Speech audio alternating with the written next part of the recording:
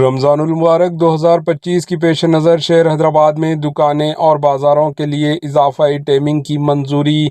تلنگانہ ریونت ریڈی حکومت نے رمضان المبارک 2025 کے دوران حیدرآباد میں دکانوں، بازاروں اور کھانے پینے کی ہوٹلوں کے لیے اضافی ٹائمنگ کی منظوری دی ہے تاکہ رات کے وقت میں لوگوں کو سہولت ہو اور عید کی خوشیوں کا مکمل طور پر لطف اٹھایا جا سکے۔ تلنگانہ کے بی سی ویلفیئر وزیر اور حیدرآباد شہر کے انچارج وزیر پونم پربھاکر کی زیر صدارت 19 فروری 2025 کو تلنگانہ سکریٹریٹ میں ایک اہم جائزہ اجلاس منعقد ہوا، جس میں رمضان المبارک کے دوران سہولتوں اور انتظامات کو حتمی شکل دی گئی۔